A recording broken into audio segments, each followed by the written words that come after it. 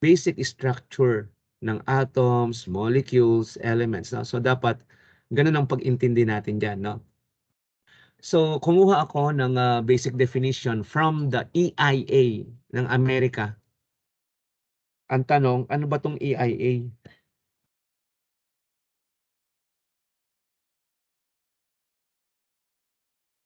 Ano yung EIA?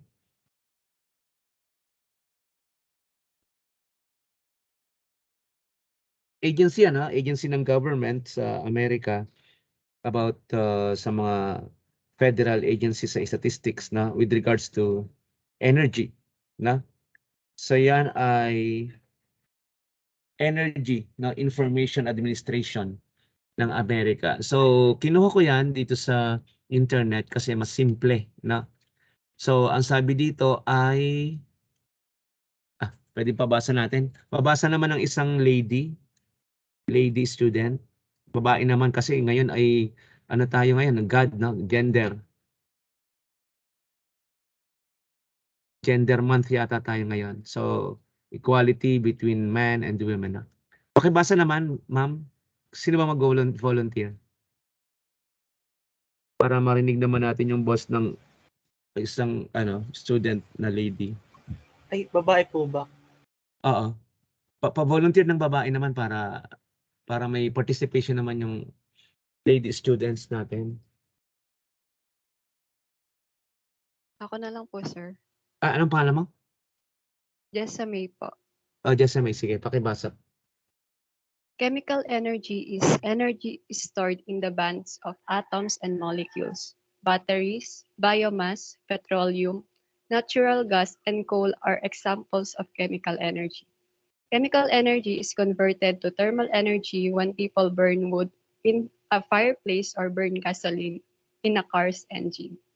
Yun, thank you, no? Jessamay. So, yan maliwanag dyan. And it's coming from a US agency or government agency. And it is kind of easy to understand na definition, no? Hindi tayo nag-define dito ng kung anong matataas na highfalutin words. Ang importante lang maintindihan natin. Ano ba tong chemical energy na pinagsasabi sa ating syllabus, no? Yung chemical energy daw ay energy stored in the bonds. Ano yung bonds? Yung pagkakadikit-dikit, no? Yung arrangement ng bonds, no? Kung paano sila nagdudugtong-dugtong o grupo-grupo ng atoms, no, nagkakadikit-dikit. Atoms and molecules maliwanag naman, di ba? Di ba ang pinaka-basic ng mga structure ng matter ay atoms, at yung atoms ay may tatlong parts, di ba? Sabi natin, ano 'yon? Electron, proton, tsaka neutron, no? So sa isang atom. Pag nag-combine yung mga atoms, anong tawag doon? What do you call when atoms, no? About two atoms, no? Two atoms and one atoms of ganito, ganyan, no? Pag nagsama-sama na yung mga atoms, molecules na yon, no? Tapos sama-sama sila, nagiging compound, no? Bawa, di ba review natin? Ano bang review natin? For example, we have two atoms of hydrogen. Normally, yung atoms when we write that in notation, makikita natin yung sa subscript. Sa subscript natin makikita. So, two atoms of hydrogen can be written like this, no? And then, one atom of oxygen. So, pag pinagsama mo sila, di ba? Nagiging sila, nagiging compound, no? Yung two atoms of hydrogen at one atom ng oxygen. Imaginein mo yung dalawang gas, di ba gas yan?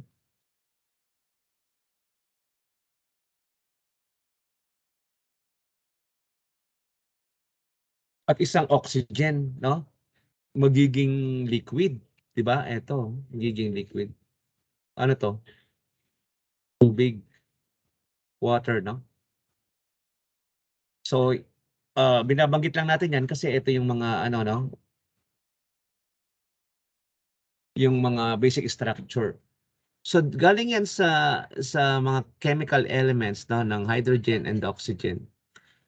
Ngayon, ang energy na nakapaloob dyan as a potential energy na naka-store dyan, yun yung chemical energy. And pag naka-store, may posibilidad na ma-release, no? It could be released, no? So, siyempre, stored, magiging, ano, pag na-release yan, magkakaroon ng another form of energy. Di ba? Kasi sabi natin, yung energy is not created or destroyed, it could be only transformed to another form, no? Saan normally na nata-transform yung chemical energy? Saan daw? Yes. It is converted to what form Thermal of energy? energy po. Thermal. Thermal or heat, di ba? Thermal, yan. So isa-isahin natin to, no, bago tayo mag-calculate, no. So chemical energy is converted to thermal when people burn wood in a fireplace. So kunin natin yung wood. So eto yung kahoy, siyempre yung kahoy, 'di ba? Ano 'yan, no, material, no? Pag in-extract mo yung kahoy, yung mga material 'yan, no. May mga iba-ibang composition 'yan, no, yung wood. Pag inaral mo, parang fuel, pag inaral mo siyempre may carbon, 'di ba? Hydrocarbons 'yan, eh.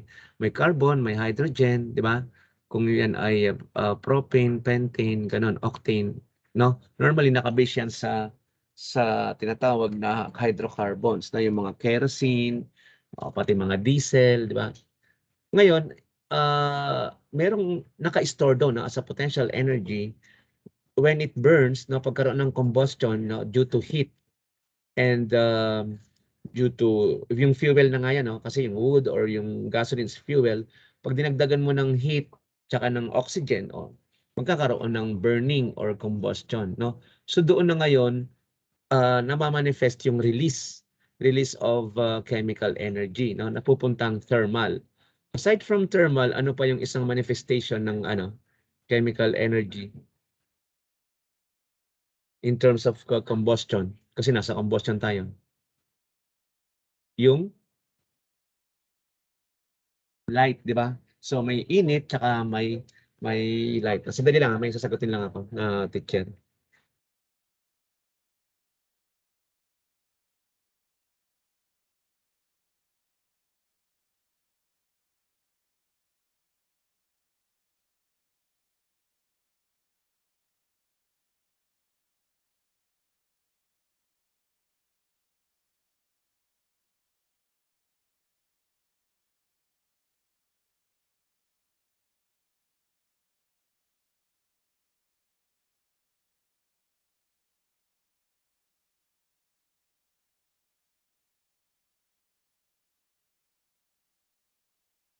Anyway, yun.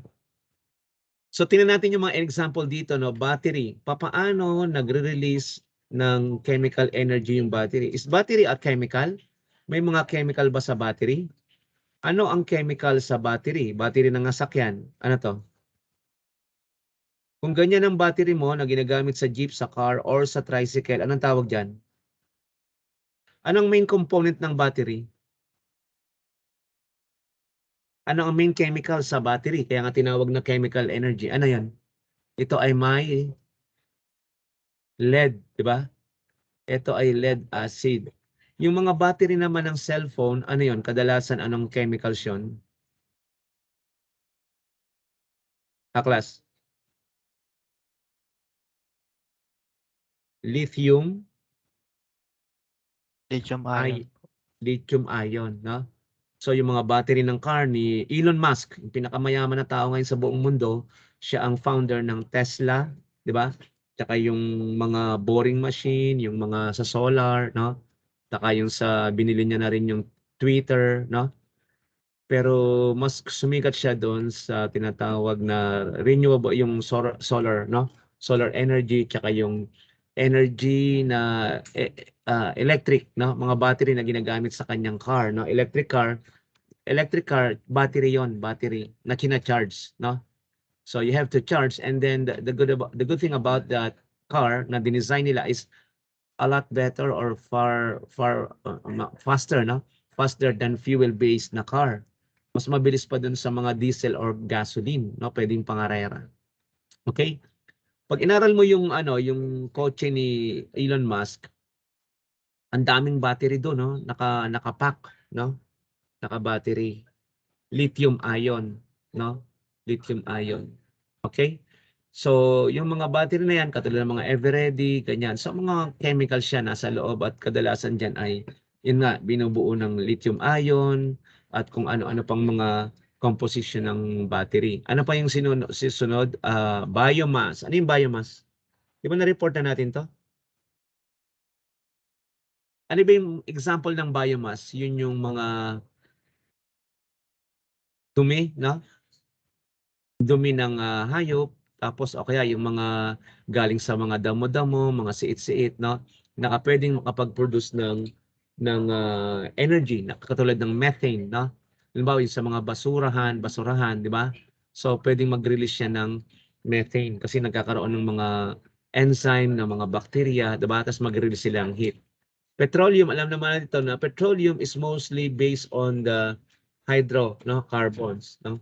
Based on carbon and hydrogen, no? Petroleum, natural gas and coal, no? So yung mga yan ay mga fuels, and then may stored energy dyan, and then if there's a burning, meaning if there's a heat, and that's gonna be the fuel already, yung fuel, and then the air, magkakaroon ng burning. Coal, no? It's the same. Yung coal na to hindi yung charcoal, ito yung coal na minimina sa Brazil, sa Indonesia, no? So sa Russia, no, malalaking mga exporter ng coal. Galing yan sa minahan, no? So may stored energy doon because pag na-apply mo ng heat tapos sumama yung hangin, mag-release siya ng tremendous amount of thermal energy. Yung mga ginagamit sa power plant, no, mga coal yun or natural gas or mga diesel or petroleum, no? Mga tawag doon yung mga bunker fuel, no? Or heavy fuel oils. So lahat ng iyon ay chemical or example ng chemical energy. So malinaw na 'yon, no?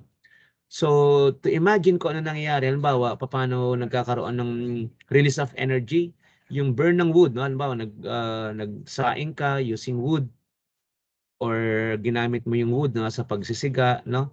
So sa fireplace, or pag nag-burn ka ng gasoline, no? Halimbawa yung petroleum mo, mga diesel mo, no?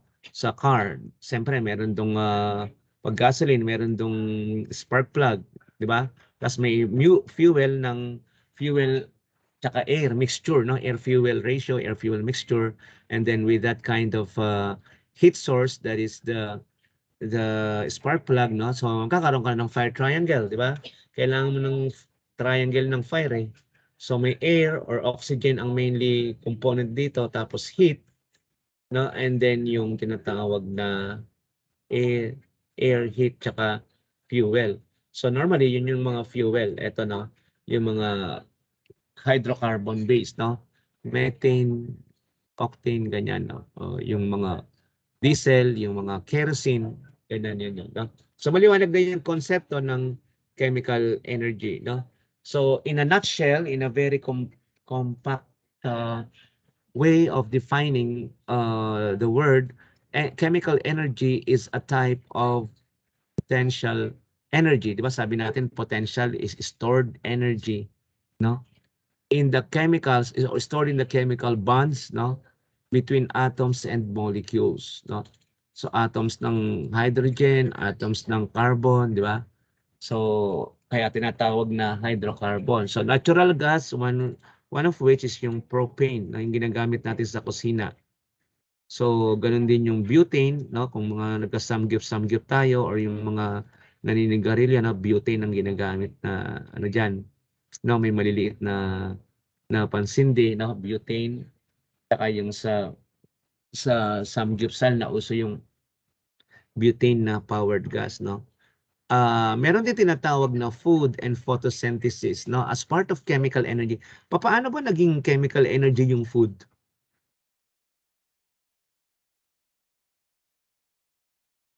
Chemical energy pala tong ano, sibuyas, bawang, grapes, di ba? Ano ba yan? Oh, may oil pa, may kamatis, may keso. Paano naging chemical energy yan, Flash? Pakipaliwanag nga, Terjir, Bulso Terjir. Yung food ba, pinanggagalingan ng energy? Yes or no? Opo. Kasi po yung ano, sa atoms po, pag na-breakdown na po natin sila or na-digest, yung Mm. chemical reaction po, dun na po mangyayari. Tas yung magiging bagong ano po, compound, yung yung, Okay, very good, no?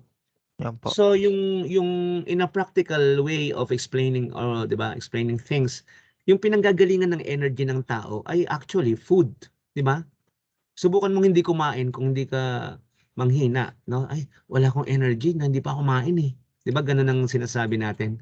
Kung wala kang ini-intake, manghihina ka talaga, wala kang enerhiya at ang enerhiya is the ability to do work, 'di ba?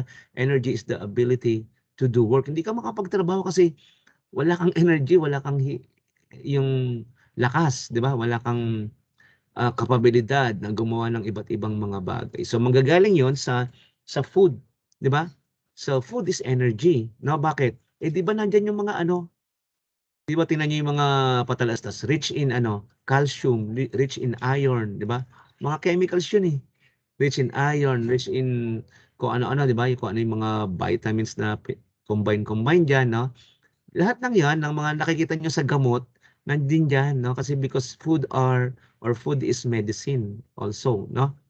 So nandiyan yung may mga rich in, 'di ba? May magnesium, potassium, 'di ba? So maraming chemicals diyan na nasa food. Ngayon, ano naman ang kinalaman ng food as a chemical? Nababurn ba yung food? May burning ba diyan sa pagkain? May burning ba diyan, class?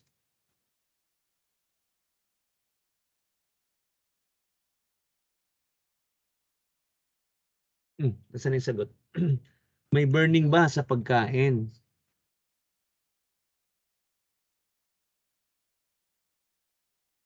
'Di ba pagka kinain mo 'yan, anong sunod na process? Pag kinain mo yung food, ano mang susunod na process, 'di ba? You have to undergo what? Para mapunta yan sa iyong Digestion po. para mapunta yan sa iyong mga muscles, sa mga veins, no, sa mga arteries, mga ligaments, no, sa mga part ng Digestion po, sir. digestion, very good. No? So digestion, no? Yung digestion ay breaking into smaller parts ng mga food particles. At alam nyo ba na ang digestion pala ay matagal, no? Napakatagal i-digest kasi imaginein mo kinakain mo ang titigas, no, yung karne ng baka, karne ng yung mga litid-litid, no, mga karne. Wala ka namang makina diyan na ano, 'di ba, pangdurog kundi yung ngipin mo tsaka yung stomach, 'di ba? Kaya lang may mga pantulong diyan, 'di ba, yung mga pantulong sa digestion. Ano 'yun? Yung ah, mga enzyme, 'di ba? Tsaka yung tinatawag na mga protein. Kaya pala natutunaw yung pagkain dahil sa protein. Eh pag walang protein, matagal matunaw, no? Kaya nagkakaroon ng rapid na pagka-process because of this protein, no? So may mga enzyme, mga enzyme na tinatawag.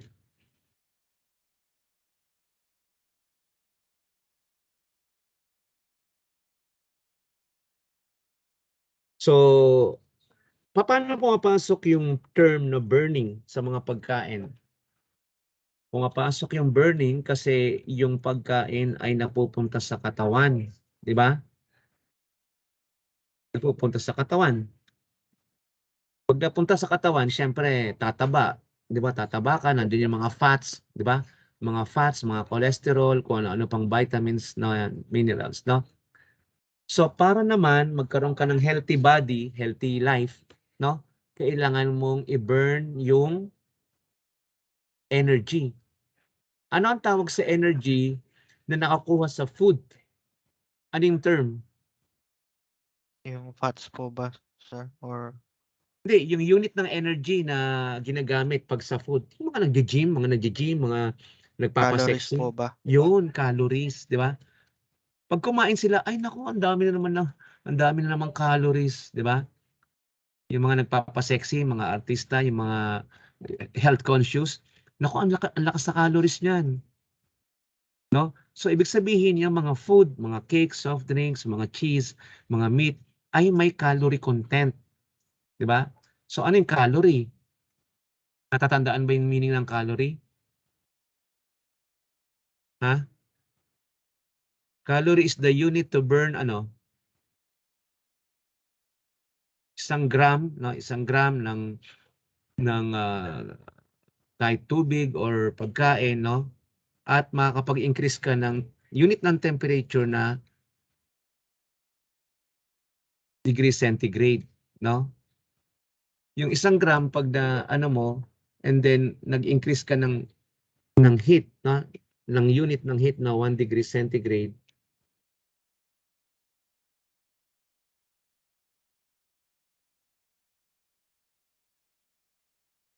Yun ang ibig sabihin ng calorie, no? Alam nyo ba, maikwento ko lang, nung nasa Japan ako, pinadala ko ng DOST. Nung kakain kami sa Japan, siyempre may mga ticket kami, no? Mga voucher. Meron silang lalagyan ng pagkain doon sa mga scholar center, sa center namin, sa JICA. Meron lalagyan ng pagkain, nasa salamin, no? Parang nandun ka sa Cindy's or nasa ano ka dan, ano ba yung mga ano dito, yung parang Starbucks, no? Nakasalamin. Tapos nandun yung calorie. Nakalagay doon yung calorie. Naka-display. So, kung kakain ka, alam mo kung ano yung amount of energy galing sa food na i-intake mo.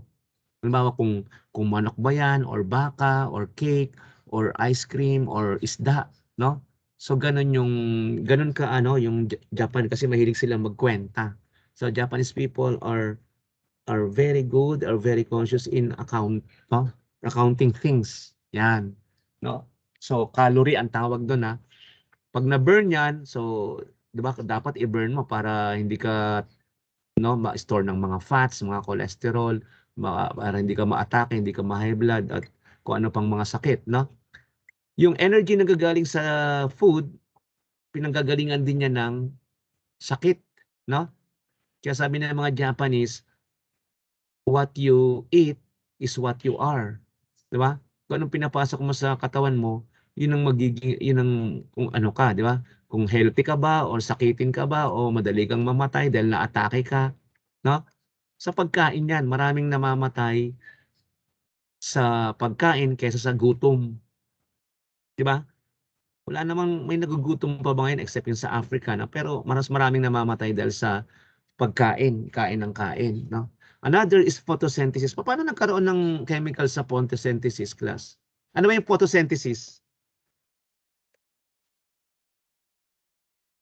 Ano yung photosynthesis? Ano yung photo? Yung, yung Photo sa ano means po, yung sa light, yung sa light po, yung oo. meaning ng photo po. Yung photosynthesis po yung ano po, process po ng sa plants na ano po, pag ano nila ng tawag dun po, yung kino-convert po yung light energy into chemical energy through ano po, cellular respiration.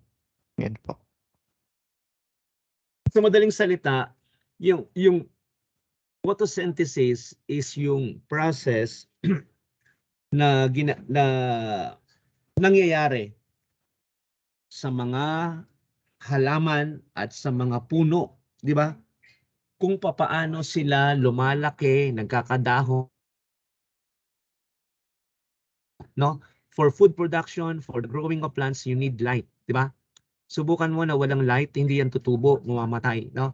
So every tree, every plant needs light, and it's converted to sabi mo nga mga chemicals, no, within the plants, no, kasama yung tubig, tsaka yung mga nutrients, o tutubo yung mga ano niya, yung mga dahon, tapos magbubunga, mamumulaklak, makakagawa ng pagkain. Eh yung pagkain is a source of energy yan, di ba? Yung mga inaani natin na prutas, mga talong, okra, vegetables, whatever, no? Mga buko, product yan ng photosynthesis because there's a reaction between light and the nutrients doon sa halaman, no, galing sa lupa, no, so tutubo siya. Okay, so lahat ng yon ay mga chemical energy. I think maliwanag na yung chemical energy, no, whether sa food tas nababurn, yung sa natural gas, mga hydrocarbon, propane, butane, hexane, pentane, no, or sa photosynthesis galing sa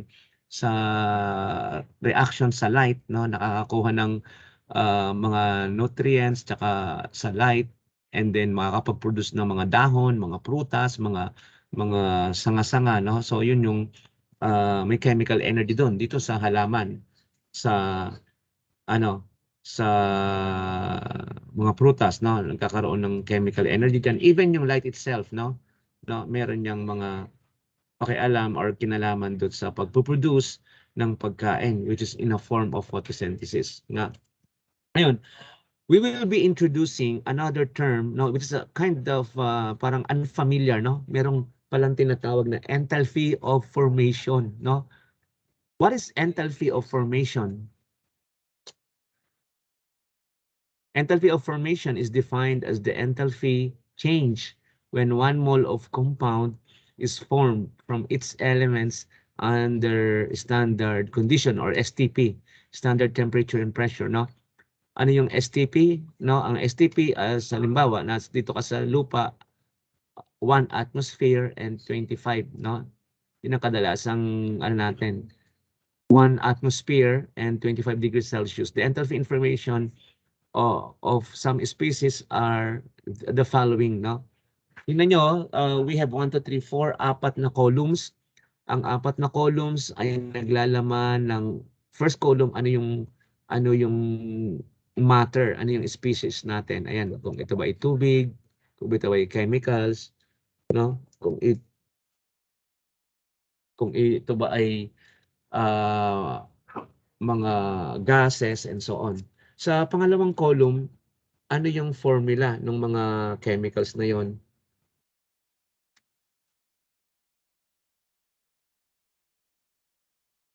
Sa dali class, may nag-ano lang na professor.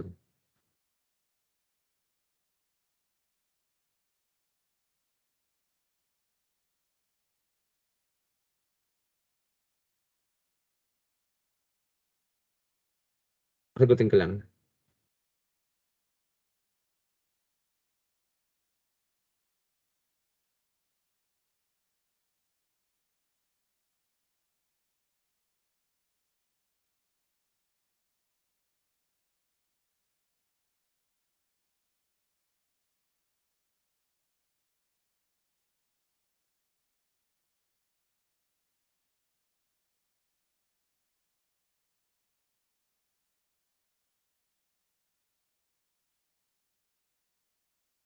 So, ano yung pangalawang column? Ang pangalawang column ay yung chemical formula ng mga species na pinag-uusapan. Pangatlo, yun yung unit, no, ng enthalpy sa SI, no, or metric. At ang pang-apat na column ay yung sa English, no? So species yung pinag-usapan, ito yung symbol niya, chemical formula. Ito ay yung in SI units, no? System International or metric units. Ito naman yung sa English units, no? And then tingnan natin 'yan, no? So katulad halimbawa, unahin natin yung water as a liquid. Ang chemical formula ay H2O, meaning 2 atoms of hydrogen combined with 1 atom of oxygen. So pareho silang gas. When you combine these two gases, you can have water, no? Magiging liquid, no? So gas plus gas is liquid in this case, no? So ngayon, ano ba tong tinatawag na kilojoule per ano to? K-mol. Ano yung K? Ano yung K? Kilojoule per kilogram per mole. Okay? Kasi metric yan. Pag sa English, siyempre ang unit niyan ay yung energy per unit mass, no? Ito energy, joule per unit mass is pound. Ito energy is in BTU per unit mass, no? Mass unit is pound. Then pareho silang mole, no? Mole. Mole and mole. Okay? So take a look at the unit, kilojoule per kilogram per mole or BTU per pound per mole, no? So, yan yung mga units natin. Now, ano ba tong negative na to? Bakit may negative? The negative enthalpy of formation indicates the amount of energy generated by forming the species. No? Pag pino-form mo yung tubig, pag pino-form mo yung carbon monoxide, yung dioxide, yung hydrogen peroxide, ammonia, methane, acetylene, no? Acetylene, no? C2H2 pala yun, no? Pag binubuo, no? Pag na-perform yan, yung amount of energy na na-generate ay negative, no? Kaya ganyan, no? So, enthalpy of formation, no? Enthalpy change when 1 mole of compound, kaya nga per mole, di ba? Per, no, ayan, no? Per mole. So, kilojoule per kilogram per mole. Naintindihan ba? Energy is this, no? Yan ang unit ng enthalpy. Nag-thermodynamics na kayo, di ba? Thermodynamics 1. May thermodynamics ba kayo? 1 and 2, tapos na ba? Yes po, sir. So kilojoule per kilogram is enthalpy, no? I-ratio mo yan sa mole, per mole, no? So, pag inano mo, mole per 1, yan, mole 1, di ba? Ito naman, 1 per mole. So kaya ganyan. Kilojoule per kilogram mole. Okay? Kilojoule per kilogram mole. So yun yung amount of energy per mole, ayan. And then, andyan yung mga values. Yung negative is just a sign or indication na ito ay amount of energy na na-generate habang pino-form yung mga species, yung mga compounds na yan, na mga mixture. Okay? So, meron naman tinatawag na enthalpy of combustion, HC. So, enthalpy of combustion of a substance is defined as the heat exchange when 1 mole of substance is completely burned or oxidized in oxygen. Ulitin natin, no? Kung may tinatawag na enthalpy of formation, meron ding tinatawag na enthalpy of combustion. At ang enthalpy of combustion ng isang substance ay dinidefine as the heat exchange, no? When 1 mole, no, yung release or absorb or release ng heat, kung ang isang element or isang compound ay merong 1 mole of substance na na-burn, na completely burn or oxidized in oxygen. So HC, or merong pang may ano siya, no, may ganitong symbol. Ano ba itong HC? Enthalpy of combustion is HP minus HR. Ano yung HP tsaka HR? Enthalpy of combustion is equal to the total enthalpy of the products. Now, P is product. Ima-minus mo yung enthalpy ng reactants. Di ba nung nagbabalance tayo, may reactants tsaka products din? Di ba? Products tsaka reactants. So, ganun din sa ngayon, no? Yung formula ng enthalpy ng combustion. I-minus mo yung enthalpy ng products, no? I-minus mo yung enthalpy ng reactants dun sa enthalpy ng products. HP minus HR. And I think may mga formula tayo dyan, no? Which makes this topic analytical. No? So, punta na tayo sa mga formula. At the end of combustion process, the products are returned to the state of the reactants. The heat released during the combustion process is referred to as the heating value of fuel. Di ba? Di ba na-take up na natin to? Pag na-burn yung kahoy, na-burn yung uling, na-burn yung hydrocarbon, yung mga propane, natural gas. Meron tayong dalawang kino-consider na, di ba? Na heat, di ba? Heating value. Higher heating value or gross calorific value and the net calorific value which is lower heating value. Anong pagkakaiba nila? Ang pagkakaiba nila is when yung pag na-burn, no, yung isa ay may kaugnayan sa na products ng water nasa combustion, no?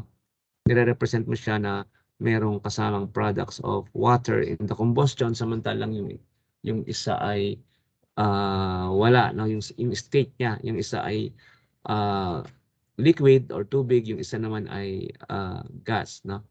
So, ang formula natin ay HHV, no, higher heating value is equal to lower heating value plus MHFG. Ano ba ito?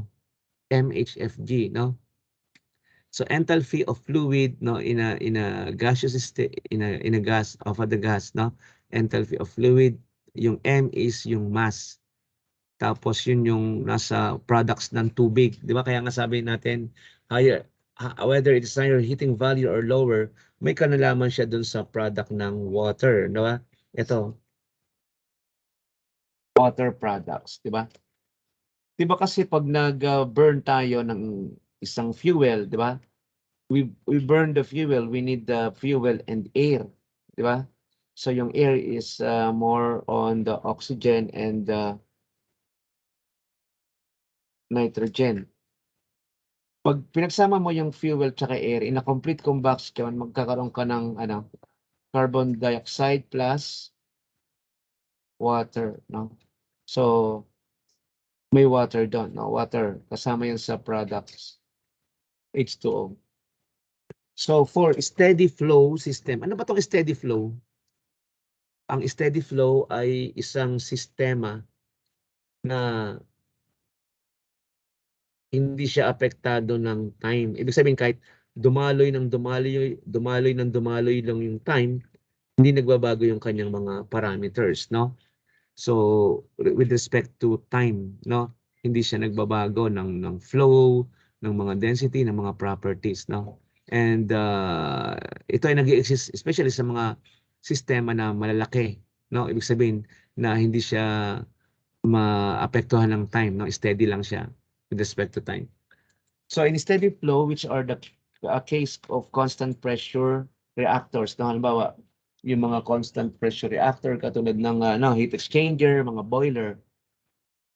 The enthalpy is expressed in terms of its enthalpy at standard temperature pressure, no? So sa steady flow, magbabase ka pala dito sa STP, standard temperature pressure, and the sensible enthalpy relative to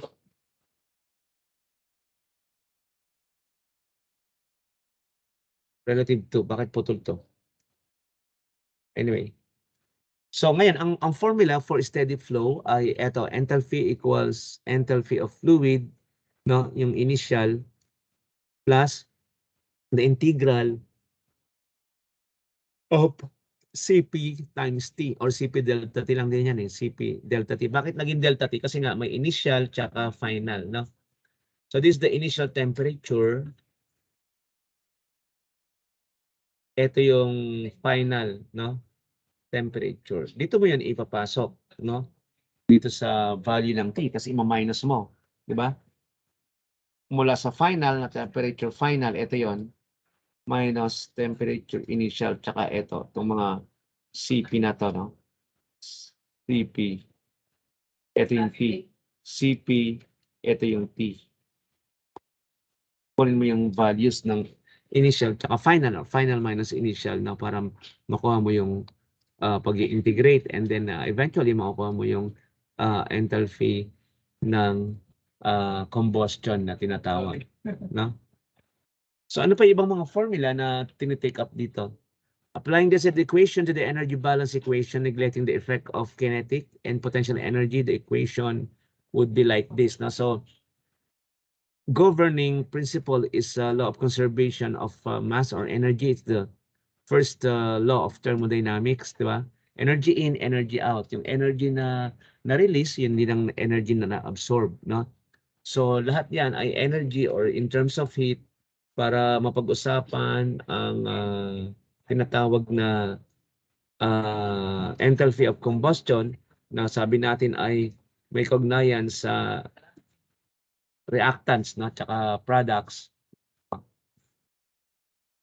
Ayan, total enthalpy ng products minus total enthalpy ng reactants, makakuha ka ng enthalpy of combustion at ito yung ating expression ng formula. So heat, lahat naman yan ay heat, no? So ano mo dito yung general ng heat. The summation of this, no? Enthalpy of fluid, ito yung initial tsaka final, Cp delta T equals work, di ba? So work plus summation of this is enthalpy plus yung integral of Cp delta T, no, in terms of products. So ito ay sa kanan products, ito ay sa kaliwa reactants, no? So ang produkto mo is like enthalpy plus work, di ba? So enthalpy plus work. Kasi work naman talaga yung mapuproduce diyan, no? Yung heat mako-convert sa energy, no, which is ability to do work. So may work diyan. So for solid, no, for solid and liquids, the change in pressure in a specific volume of the treatments of the volume of the reactants and product is negligible, but for gases, the value can be expressed in terms of RU and T. Ibig sabihin yung sa reactants, di ba? R is more on the reactants, and then yung isa ay nasa product. Okay? So to make this more sensible and more practical, more understandable, we should have some kind of mga sample problems.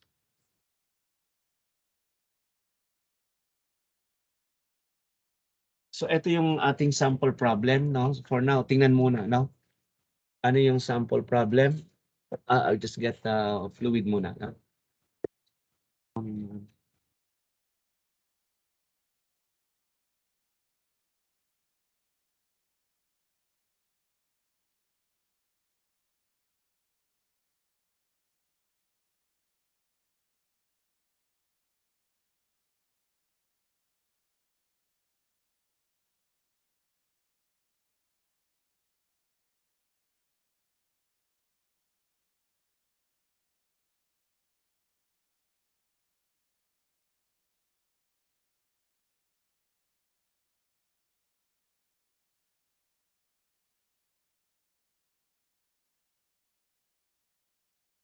So number one problem, muna tayo dito sa enthalpy of combustion tsaka enthalpy of formation. The number one problem states the enthalpy of combustion of liquid octane, no? So itong mga octane na to ay subscript, no? Hindi siguro na ayos dito sa tingnan natin kung ma-correct natin. Paano ba i-correct to? Subscript, no? Sa subscript. Yan, C8H18.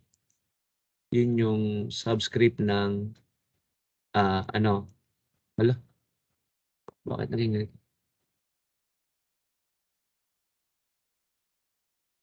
Ayusin ko lang muna para malinaw class, ha? Kasi baka mag-iba yung basa pag ano.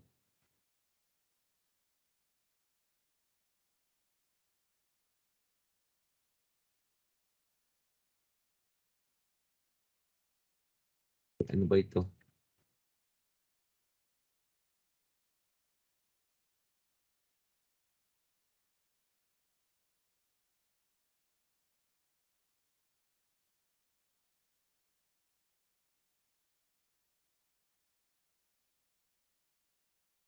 Ginawa ko lang na Sub. Mas maliit. Yan. So, ang sabi dito, determine the enthalpy of combustion of liquid octane, no, C8H10, at 250 degrees centigrade and 1 atmosphere using the enthalpy of formation data. Assume the water in the product is in the liquid form, no? So, ano yung given natin? Dito na natin ilagay sa taas. Ano yung fuel natin dito, class?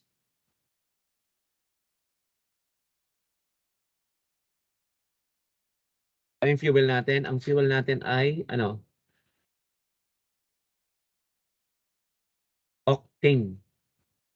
CH18.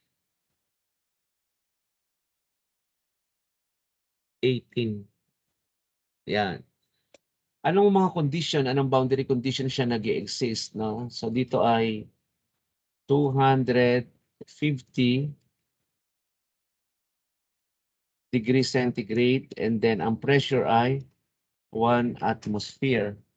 Okay? Or 1 bar. Using the enthalpy of formation data, assume the water in the product is in the liquid form.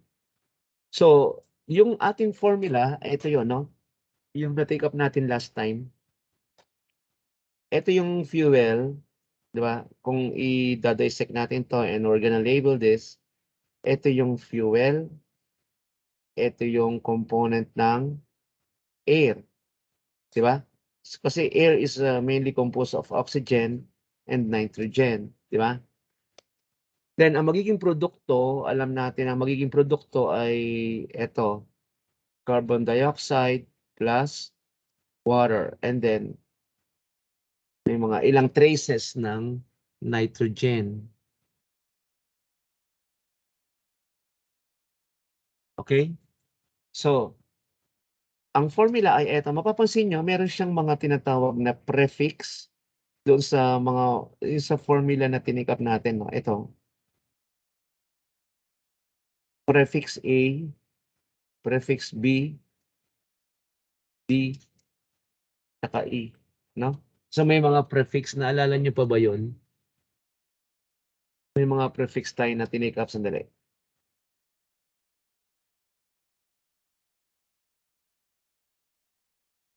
Yan, no?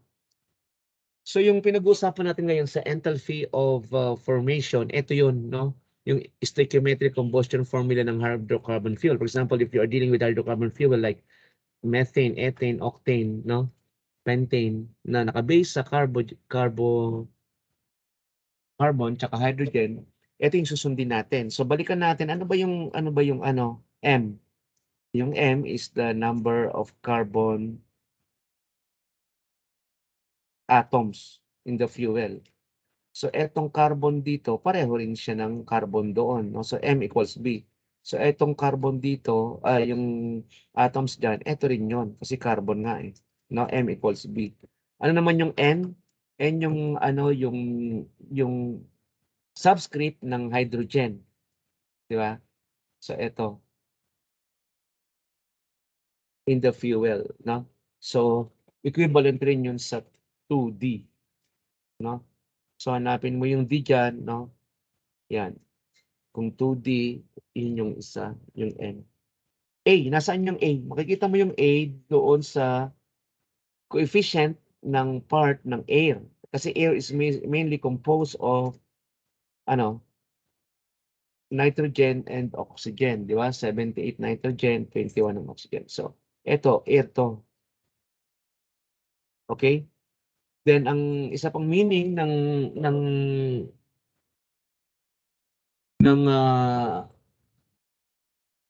prefix na A, yun yung M plus N over 4. So, kunin mo yung M, kunin mo yung N, divide mo muna sa 4. Oh. Ito yung M, N plus 4. So, ito yun. A. Okay? A.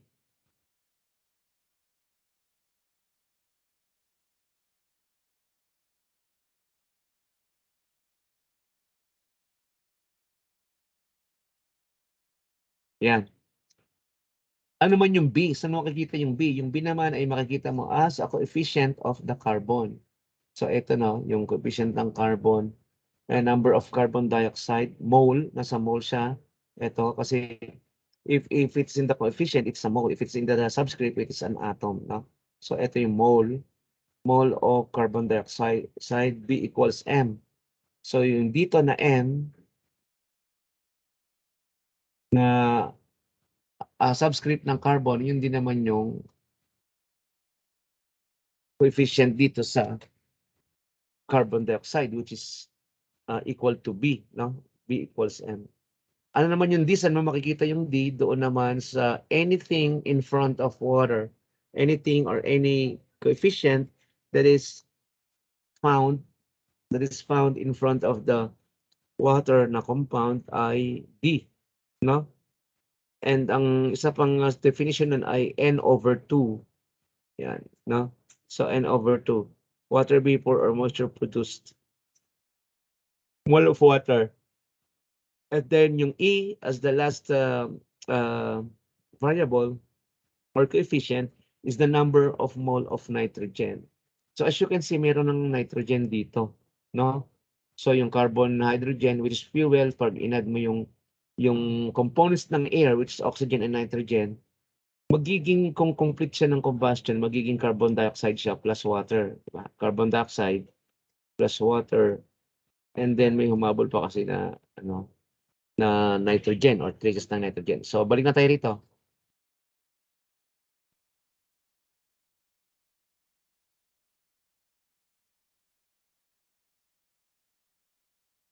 Yan, no? So pinapahanap sa atin yung enthalpy of combustion, no?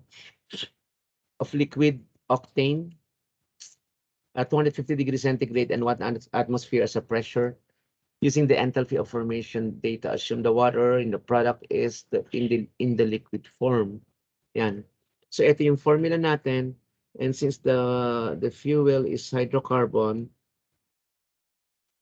magiging ganyan, no?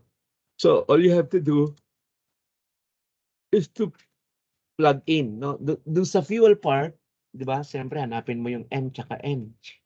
'Di ba? Ano yung M natin? 8 tsaka 18, 'di ba? So our M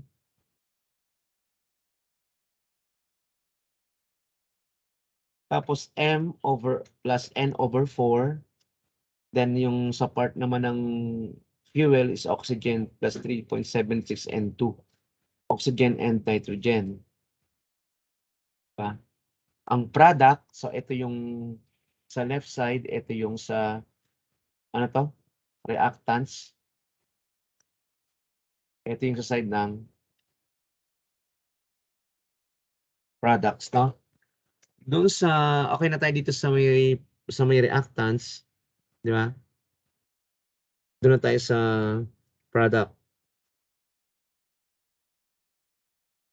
Ano yung sa product? M. Eh di ba M yun yung coefficient ng carbon, di ba? Kung ano yung M, yun din yung sa C, no? Kung ano yung coefficient na yun ng carbon, yun din yung sa carbon sa unahan. So M equals 8, no? M times CO2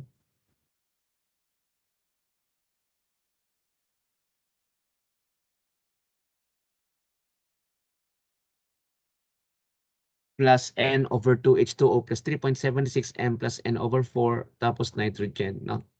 So substituting values, CH18 tapos M plus N/4 is 12.5. Paano nangyari yun?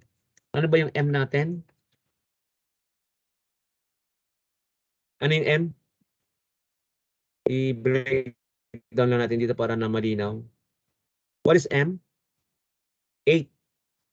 Ano yung N?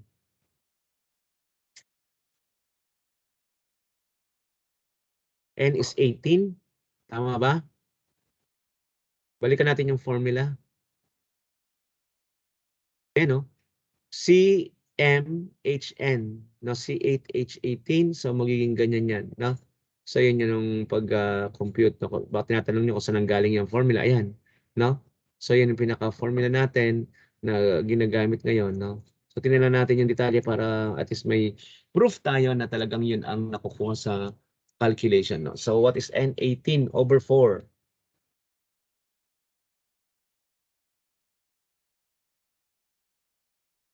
Ilan? 18 over 4, ilan? 9 over 2, 4.5. I-add mo yung 4.5 dito is ilan? 12.5, tama? 8 plus 4 is 12 plus 0.5. So 12.5. Yun, no? So ilalagay mo ngayon yung m plus n over 4. So 12.5, yun ang coefficient ng air part, 'di ba? Kasi fuel plus air, fuel plus air. So magiging coefficient ng fuel ay 12.5, galing yan sa m plus n over 4. Yan. So what are the components of air? Oxygen plus 3.76 nitrogen. Yun ay sa reactants, at ang sa product ay M. Ano yung M? Di ba M nga is yung sa carbon. Ito. Yung subscript ng carbon. So M equals 8. Diba? Then carbon dioxide plus N over 2. Ano ba yung N over 2? Ano 18? Diba? N equals 18. So 18 divided by 2 is 9. H2O. Plus yung traces ng mga oxygen, 3.76 M plus N over 4. So nalaman natin na M plus N over 4 ay 12.5. Di ba? So sabi natin yung M na expression plus N over 4 is 12.5. So ang gagawin mo ngayon, yung 12.5 ay imumultiply mo sa 3.76. Di ba? So ito, 12.5 times 3.76. So 12 times 3 is 12 times 3? 36. Tapos yung 0.5, di ba? Kalahati. Tapos ito naman ay 0.76. No? So pag in-add mo yan, meron kang 47, no? Na nitrogen. Dun sa product. Natandaan, ito ay product, no? Side, ito ay reactants, no? Yung R. So further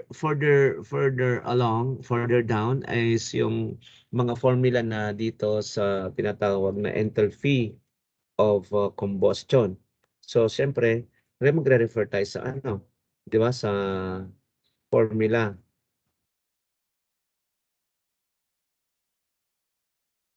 Ito na yung formula.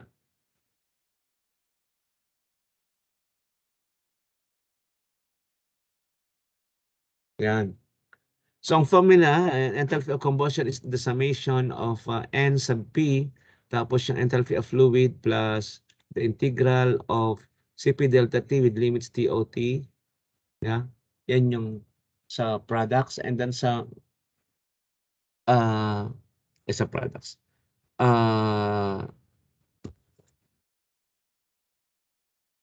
Sa kabilang side naman ay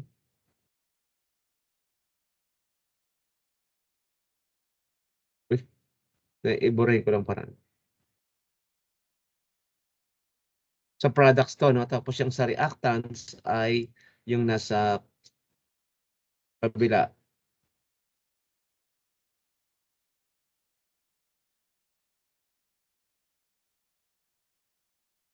So ano yung nasa kabila? Ito yun. I-minus mo, di ba? Kasi ang ating formula is product. The enthalpy at product minus the enthalpy of reactants, no? Para makuha natin yung enthalpy of combustion, no? So enthalpy ng product minus enthalpy ng reactants. No, saan yung reactants? Ito kaya nga it is exemplified by or represented by the R na subscript, no? Ito P naman dahil ito ay products. Pag minus mo sila, yun yung enthalpy ng combustion, no? So after that, we just could have this substitution of values, no? So let me erase this para hindi naman siya cluttered. So magiging ano siya, no, maglalagay lang tayo ng substitution, di ba? So when we substitute this, no, so H equals NCO2 ng H plus H water, H2O plus C8H10. Ito na yung sa octane, no? And then sabihin natin na ito ay kinuha mula doon sa ito. At carbon ano to, HH18, yun ang sa octane, tapos ito yung sa product, laging may water.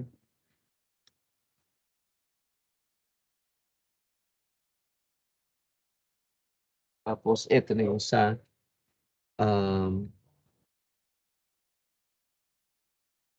ano to?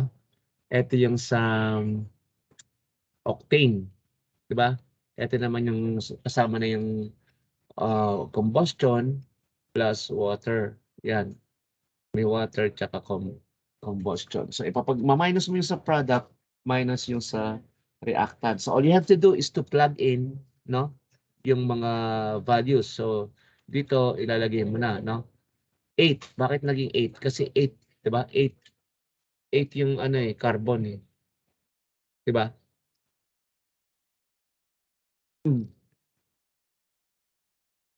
So ayan, 8 mole, no?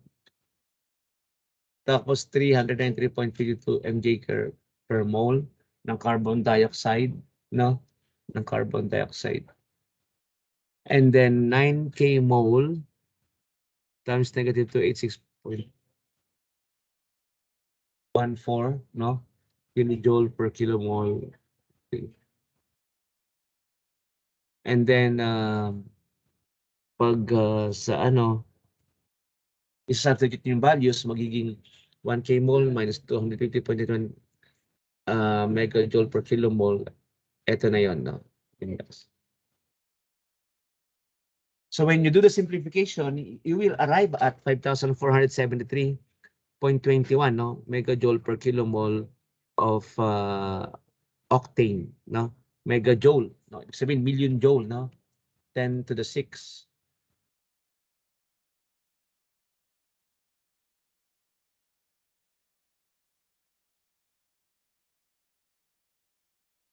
Ay nako, nawawala.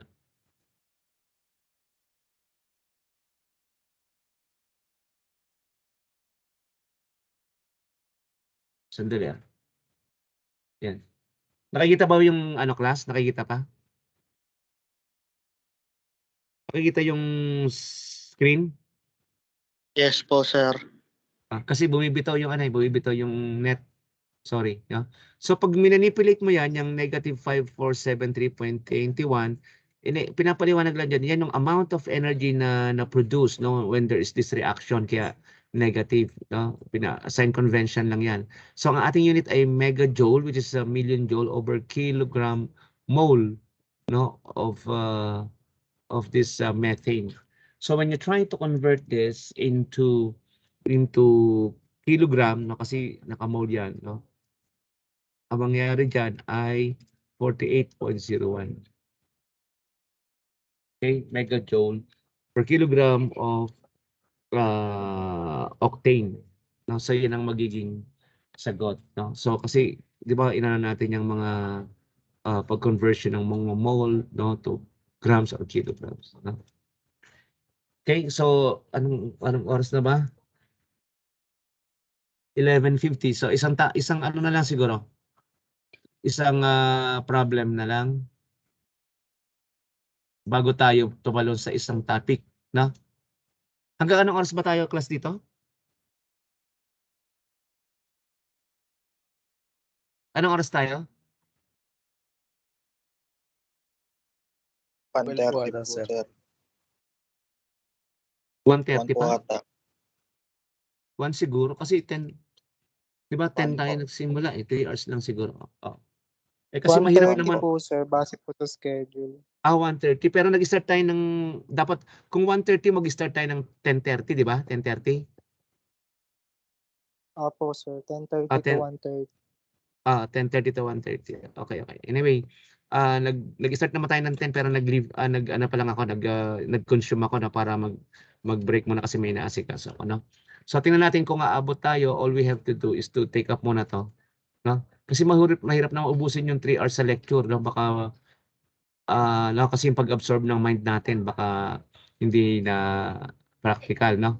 Kumbaga wag nating sagarin yung 3 oras na lecture, no? Kasi may mga break doon for every hour 10 minutes, no?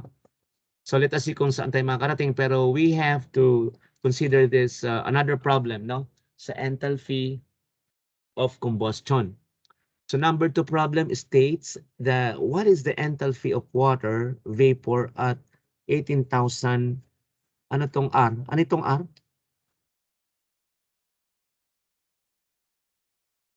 Ano yung R class?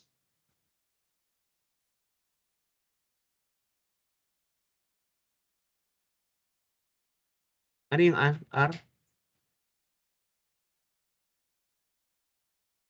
So, yung R dito sa particular problem is we are referring to temperature and pressure kasi, no? So it is an absolute value, no, of temperature, no? So from Fahrenheit magiging Rankine if you add 460. So ang unit ng temperatura na binabanggit diyan ay 18,000 Rankine, no, degree Rankine. At ang pressure, no, doon sa condition na yan ay 1 bar, no? 1 bar. So ano ba yung 1 bar? 14.5 PSI. Okay? 1 bar.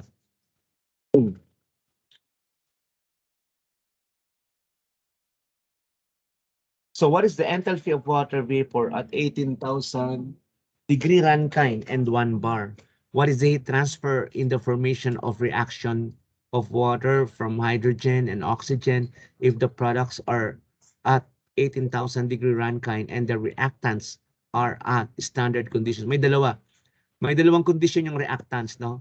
A at a standard condition and B at 9,000 degree Rankine, no?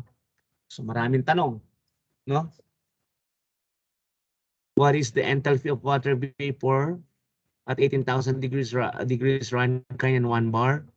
What is the heat transfer in the formation of reaction of water from hydrogen and oxygen if the products are 18,000 degree Rankine and the reactants are at standard conditions as letter A and letter B if it is in the temperature of 9,000 degrees Rankine, no? So ngayon, how do we solve this? So we can solve this using the given parameters. Ang 1 bar is 14.5 PSI, approximately 1 atmosphere, no? Kasi 1 atmosphere is 14.7. So may 0.2 lang na difference, no? So 1 atmosphere, 'di ba? Atmospheric pressure, 'di ba? 14.7 PSI. So yun din yung 1 atmosphere. So 1 bar is approximately 1 atmosphere and the enthalpy of the water vapor is ito, no? So dapat lang sasauluhin niyo yung formula, no, kasi bawal naman yung formula sa board exam, no? So dapat sinasaulo. Kung may lumabas na problem na ganito, no, sa combustion, no? It's part of the board exam. So what is the enthalpy of water vapor? Ang enthalpy formula is enthalpy equals initial enthalpy of fluid plus the initial temperature to the final temperature as limits of Cp delta T, no? CPT. So normally you will be given the temperature and then you can compute for Cp, no? Kasi yung temperature naman ibibigay naman yung maximum minimum, no? So ito yung maximum, higher, no? Highest temperature is maximum temp. Ito ay minimum. Minimum temperature. Okay? So with that formula, let us proceed, no? Para matapos natin to. The enthalpy of formation is negative, no? Yung negative dyan is sign lang na yan ang energy na kailangan, no, para mabuo yung sinasabi natin na na fuel. In this case is yung species, no? Water vapor na pinag-uusapan, no? So, ang enthalpy of formation is negative 104,040 BTU per pound per mole, nasa English units. Then the specific heat BTU per pound mole, degree Rankine, no? Ay function of temperature is in the equation of ito. CP, no? Yung specific heat is A plus B times T plus CT squared plus DT cube. So, para makuha yung specific heat, kailangan nating anuhin yung formula na ganyan, no? So, correct lang natin to para hindi tayo nalilito. Ito BTU per pound mole degree Rankine, no? Degree Rankine. Okay.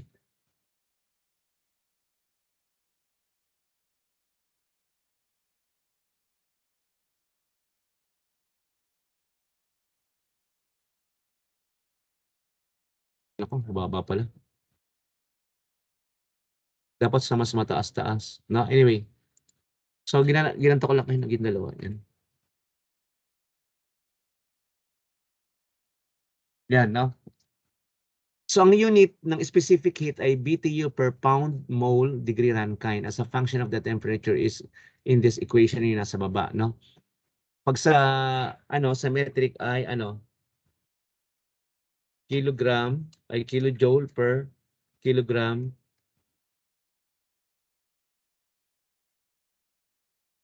Kelvin. So, kung may mole dyan, kilojoule per kilogram mole Kelvin. Ito naman Rankine, no? Rankine is the absolute value of temperature unit in the English system, no? So all we have to do is to follow this. Ito, tong formula na to sa specific heat, no? Sa specific heat. And then yung mga A, B, diba? Ito A, B, C, D. Ito na yon, no? A is this, no? B is this, C, and D. So, ang gagawin lang natin para makuha yung enthalpy of formation ay isa-substitute.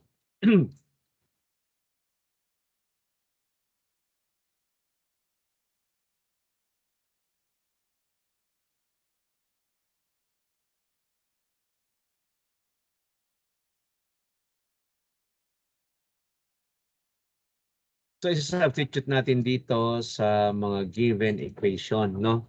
So, ito, enthalpy, no, of water vapor is approximately this, no? So, dapat makuha natin to, and then ito, no, CP of T, no? And then, ipa-plug in natin yung mga temperature, no? So, dapat makompute mo natin yung CP, no? Yung CP binigay dito, ayan. O, ito yung A, ito yung B, ito yung C, ito yung D. Saan yun? Ayan, no? A, B, C, D. No? So, yung temperature, binigay naman yung temperature. Ayan, no? So, 18,000 degree Rankine. And then, may pumasok na 900, no? Degree Rankine. Nagagamitin natin sa calculation, no? So, pag kinompute yun, eto na. Ang H natin ay negative 104,040 tapos plus, di ba? 537 to 1800s in yung limits ng temperature, no? 1800s tsaka 537, diba? And then you plug in the values, no? A, ano yung A? Ito yung A, no? A is 7.7, ito yung A. Then B is 0.02, ito.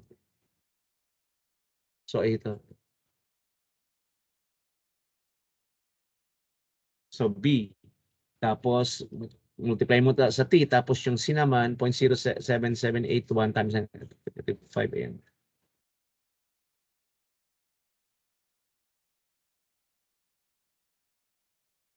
Tapos ito naman ay T squared, no? And then lastly, ito D is 0.1472 times 10 to the negative 9 ito. Negative, negative 0.14. Then PQ. So with that, no, with that given, makakuha natin yung enthalpy ng formation, which is negative 92849.061 BTU per pound mole. Okay? So for the enthalpy of the reactants, the combustion formula should be established first, no? Kasi sa product lang yun eh. Ito ay sa product, sa reactant, ito muna yung gagamitin natin, no? So H2 plus 1/2 O2 is H2O. And then this one, no? So NH2 tapos HF plus CTD H2 yon, tapos NO2 HF plus TO to T, CP delta T, no? When the reactants are standard condition, the sensible enthalpy is 0 and the enthalpy formation is 0 because hydrogen and oxygens are stable elements. Okay? No. So when you follow this, no, pag ipa-plug in mo lang, and then para makuha mo yung enthalpy of combustion, you just have to deduct the enthalpy of reactants from the enthalpy of the products, no? So ito yung mga important formula. So when the reactants are standard condition, the sensible enthalpy is 0 and the enthalpy of formation is 0 because hydrogen and oxygen are stable elements, and then the enthalpy of combustion is this. So pag pinag-in natin enthalpy of combustion, also enthalpy of the products, no?